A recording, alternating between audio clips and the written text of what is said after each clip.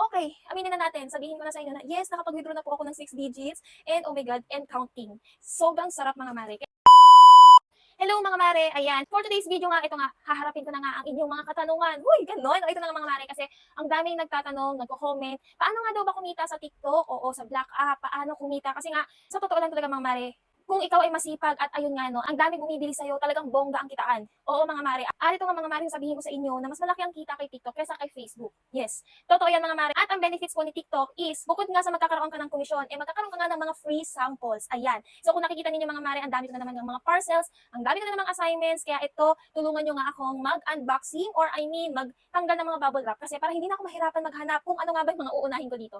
So ito mga mare, bagong mga dating lang, 2 days ago, natatambakan na naman ako mga mare. Okay? So, syempre habang ina-unboxing ko nga ito, ayun nga, pag-uusapan nga natin kung paano nga ba kumita kay TikTok. So, syempre, ito na nga mga mare, unang-una sa lahat mga mare, kailangan nyo po munang magkaroon ng at least 600 followers. Okay? So, mga mare, dati ang alam ko, 1,000 followers ang kailangan. Pero ngayon, binabaan na ni TikTok. And ayan, so ayan, ito ang aking first item na nabuksan. So, kailangan niyo po mga mare ng 600 followers. And kapag nakapag 600 followers ka na, magiging eligible ka na magkaroon ng yellow basket, which is, pwede ka na nang magbenta ng kung ano-ano. Yes, oo. And syempre, anong gagawin natin pag nagkaroon tayo ng yellow basket? That's the time na po na magpo-post na po kayo ng mga video, TikTok videos niyo na meron ka ng pinopromote. Yes. Pero syempre mga mare, hindi ganun kadali. Oo. Kasi, oo, sabihin natin, meron ka ng yellow basket, pwede ka nang eligible ka nang kumita ng pera, magkaroon ng komisyon. Pero mga mare, hindi yun basta-basta. Ako naman sasabi sa inyo.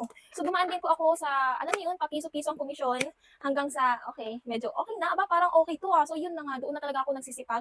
At kung dati nga sa Facebook lang ako nakatuon, mare, pinagsasabay ko na silang dalawa. Kasi mga mare, nagpo-post ako ng video, ina-upload ko kay TikTok, ina-upload ko rin kay Facebook. So hindi po yun violation and okay na okay yun. So yun nga yung nangyari sa akin mga mare, na which is, ayun nga, nung nag-trending nga si Silka and RDL ko, parehas po silang nag-trending kay Facebook at kay TikTok. Kay TikTok po umabot po siya ng 4 million views, tapos dito naman kay Facebook, umabot ng 6 million views. O, di ba, bongga. At alam nyo ba, sa pagkakaroon ko ng trending na video, doon po nagsipasukan lahat ng followers ko, both Facebook and TikTok. And yun nga, yung sa TikTok, habang nagkakaroon nga po ako ng trending videos, doon ko na sinamantala. Talagang sinamantala, no? Oo, doon ko na sinamantala mga mare, na mag-post ng may yellow basket. Pero yung unang mga pinopost ko noon is, ayun nga, si Silka, whitening cream, si RDL, yun yung mga pinopost ko lang at medyo maliit lang ang commission doon. Pero wag kayo mga mare, parang dito kay Facebook, centavos lang. Pero kapag lumaki, ayun nga, bongga. So ayan, isa-isa na akong nag-unboxing. Ayan.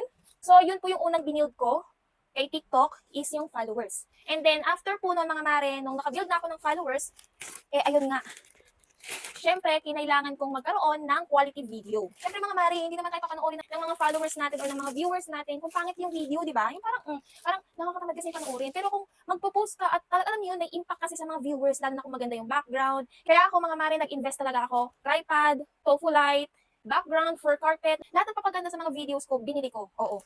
At hindi ako nanghinayang kasi mga mare, magbe-benefits ako doon. Alam niyo yun, yung kapag maganda yung ambience ng video mo, maganda rin ang impact sa inyong mga viewers. Yun yung tatandaan niyo mga mare. Tapos, ayun nga, after nun, syempre, ano pa ba? Kapag nagkaroon ka na nga ng mga quality videos, doon ka na magsimula mag-post ng mga videos na may mga products. Which is yung may mga yellow basket. Pero ito mga mare, take note lang ha, hindi po lahat ng may yellow basket is nagtitrending. Mahirap mag-trending ang may yellow basket kay TikTok. Karamihan po ng mga nagtitrending is yung mga walang yellow basket. Pero kapag ka natsempuhan mo nga ang algorithm ni TikTok, ay talaga naman. Katulad ko mga mare, meron akong trending video kay TikTok na may yellow basket. Yun yung Brazilian treatment at yung pabango. Ay, talaga naman mga mare, halos araw-araw may order ako. Hindi ako nawawalan. As in, alam mo yun, kahit wala akong post, meron pa rin akong commission na pumapasok. So, ganun katindi. Kapag meron kang viral na video na may yellow basket, yun yung benefit sa inyo doon mga mare. Kasi halos araw-araw may benta talaga. So, doon nga ako nagpapasalamat. Pero syempre, ano nga bang ginawa ko? Quality video. Yun lang naman yung mga mare, quality video. Inuulit ko quality video. Syempre, eto nga no, mare, paano kayo nagkakaroon ng mga free samples? Actually, ako mga mare, nag-start ako nung hindi ako nakaranas ng ganung karaming decline kasi halos lahat ng mga in-apply kong free samples, which is yung nakita ko pa lang na ang dami kong, uy, grabe, ang dami kong collab invitations. Nasa 30, tinignan ko, ayun, in-apply ko lahat, free samples, and ayun, pasalamat na naman yung iba na approve, and ayun nga, no, halos lahat nga na nakikita nyo sa akin mga mari is talagang mga padala, libre, sponsor, ganun, di ba?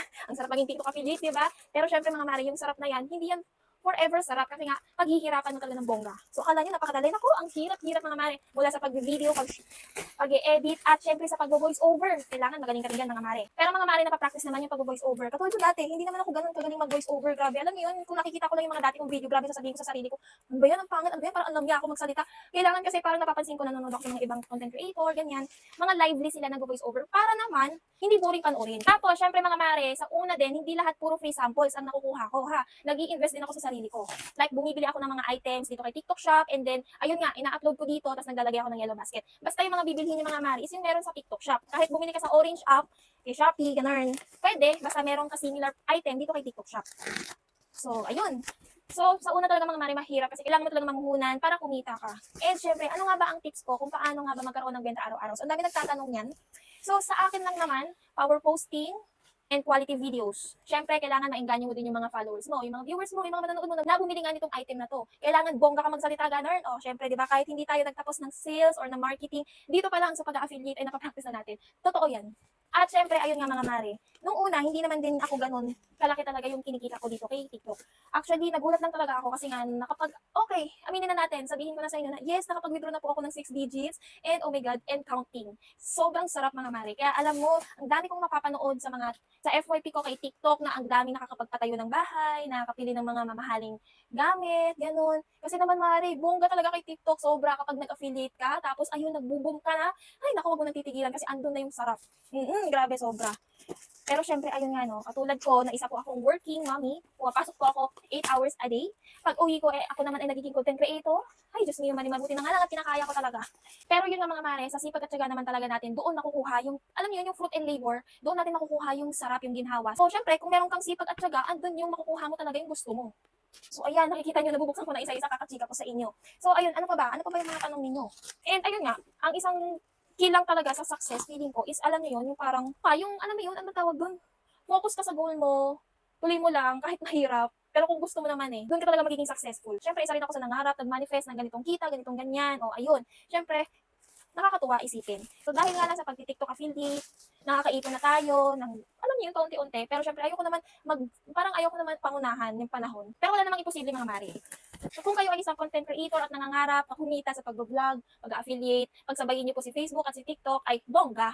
So ayun mga mari. Hindi siya madali sa umpisa mga mare, pero kapag ka naman andun ka na sa point na monetize ka na lahat, may yellow basket ka na, sobra talaga sa sarap. Basta ang sinasabi ko lang sa inyo talaga, isipagan ninyo.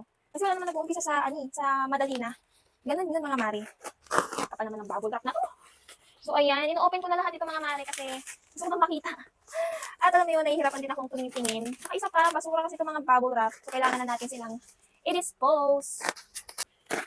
So, kasama to sa pagiging content creator, sa pagiging affiliate, ang tagabukas ng mga parcel. O, di ba? Ang dami ko na rin talagang napundar ng mga gamit from free samples. Ano yun? Kasi nga, di ba, na-share ko naman sa inyo, nakumuha na nga ako ng isang bahay pa, which is dito lang din sa amin. Isang kwarto lang yun. And alam nyo ba, yung bahay na yun, malapit lang mapuno. Kumbaga parang unti-unti na nagkakaroon ng gamit. Noon. Pero take note, free samples ang lahat ng yun. So, yun nga yung sinasabi ko nga sa mama ko, sa asawa ko na yung apartment na yun, makikita na lang na magkakaroon na ng gamit para napuno ng mga free samples. Ay talaga naman. So, yun yung isang benefit ng pagiging TikTok affiliate. Nagkakaroon ka na ng komisyon, meron ka pa mga free samples. Ay, grabe naman itong bubble wrap na ito. Ayun, kasi naman mga mari, babasagin ang item na to. So, ayan. Pero mga mari, hindi talaga madali maging affiliate. Kasi alam nyo, itong mga products na to na nare-receive ko, meron tong duration. Meron tong target date na kailangan ma-post mo yan sa ganitong araw. Yes, lahat po is 2 weeks lang ang target date. So, kailangan nyo pong ma-post yun within 2 weeks. Ganun katindi, mare. At syempre, para naman mabigyan ka ulit, kailangan, wag mo silang paabutin talaga ng halos 2 weeks. Pero minsan ako nagpo-post ako, aminin ko. 1 day left, ganun. 0 day left, ganun. Pero kaya rin naman. Yung ganda nito. So, ayan. Ay, grabe, ang ganda nito. Ay. Dalawa na lang ang hindi ko na-unbox. O, paano yun? Ang sarap sa feeling na mag-open ng mga, oh my gosh. Ito yung isang gustong-gusto ko. Ang dami ko ng bag, promise. Pero wala. Kibe, bakit ba? Tapos alam mo yun, nakakatanggap kayo ng mga free samples, mari, galing kay TikTok na, alam mo yun, na pricey talaga, mahal. Pero wala, libre lang sa'yo. Gawan mo lang ng content. Pero hindi madaling gumawa ng content. Wow, ang cute. So makikita nyo naman yan sa mga contents ko yung mga yan. Tinanggal ko lang yung mga bubble wrap. Para naman, makita ko nga sila isa-isa. So, yun nga mga mare, kung kayo ay nagbabalak na mag-TikTok affiliate, go na. I-push nyo na yan. kahit ano lang i-post niyo, basta i-build niyo muna yung followers niyo, pagandahin niyo yung mga quality ng videos niyo, and then kapag nagkaroon ka na ng yellow basket, that's the time na mag-post sila na mag-post ng mga product, ng mga item na pwedeng mabili nila sa iyo. Okay. Ano to? So, ayan mga mare. Nabuksan ko na silang lahat. Ayan. Okay. Alam niyo mga mare, hindi lang ito yun kasi may mga maliliit pa ako na nabuksan ko na. Di ba? Ganun kadami ang assignment. So, ayan. Okay. So, ayun, I think na-open ko na lahat and ayun, na-share ko na sa inyo kung paano nga ba kumita kay TikTok, ano nga ba ang mga tips, ganyan. So, syempre, sana sa susunod, ikaw na yung makikita ko na kumikita kay TikTok. Ikaw na yung makikita ko na kumikita ng 6 digits. O, diba? Bonggang, sarap sa tenga, diba? So, ayun nga lang for today's video. Sana nagustuhan niyo ang aking vlog for today's. And ayun nga, no, alam ko ang dami naging interesado talaga na mag-affiliate kasi nga, ang laki ng kitaan and may mga free samples ka pa. Saan ka pa? So, syempre, gawin niyo lang lahat ng mga sinabi ko sa inyo. So, ayun nga lang for today's video. Bye!